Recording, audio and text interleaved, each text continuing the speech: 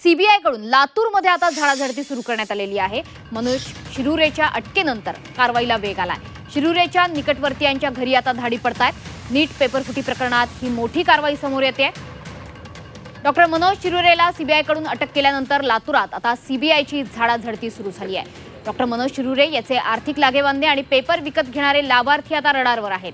Doctor Shirure यांच्या पत्नीची रात्री उशिरापर्यंत चौकशी केल्यानंतर त्यांच्या जवळच्या नातेवाईक डॉक्टरच्या घरावरही धाडी टाकून त्यांची देखील चौकशी सुरू आहे। त्यामुळे लातूरमध्ये सीबीआय तपासाची व्याप्ती आता वाढत चाललेली आहे।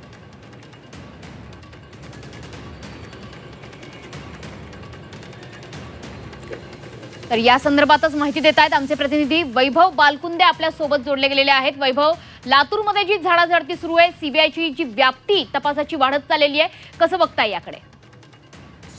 नक्कीच आपण जर पाहिलं तर लातूरमध्ये जे आहे ते सीबीआयचं पथक जे आहे ते काही दिवसापासून ठाण बांधून आहे। लातूरमधून डॉक्टर शिरुरे यांना अटक केल्यानंतर पुण्यातून त्यांना अटक झाली। त्यानंतर त्यांच्या घराची झाडाझडती घेण्यास जे आहे ते सीबीआयनं सुरू केलं।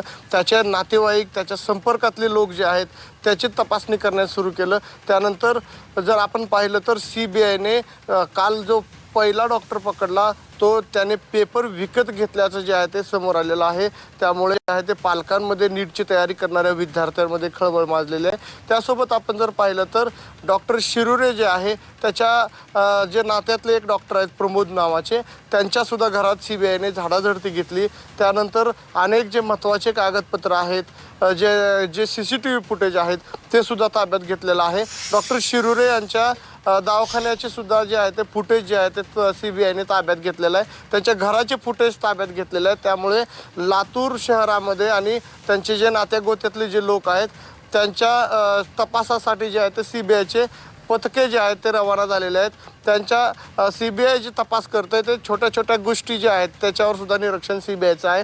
कारण या डॉक्टराच्या संपर्कात अनेक पालकं होते, त्यांना पेपर विकल्याचा सुद्धा सीबीआयला संशय आहे।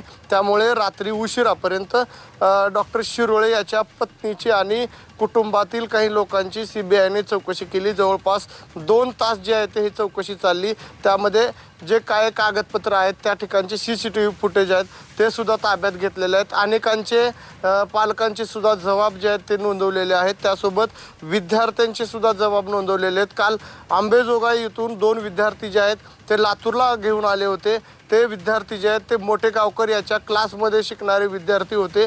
त्यांना सुद्धा लातूरला आणून त्यांचे जबाब नोंदवण्यात आलेले आहेत।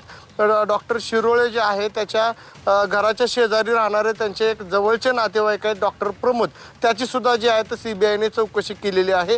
सीबीआयच्या चौकशीनंतर त्या ठिकाणचे कागदपत्र जप्त केलेले आहेत आणि डॉक्टर प्रमोद जे आहेत त्याच्या नात्यातले आहेत त्यांची सुद्धा जी आहे ते सीबीआय आता चौकशी करण्याची शक्यता आहे पुन्हा एकदा, आणि त्यानंतर त्या डॉक्टर प्रमोद याला अटक सुद्धा होऊ शकते अशी सध्या माहिती मिळत आहे। नक्कीच वैभव, धन्यवाद दिलेल्या या सविस्तर माहितीबद्दल।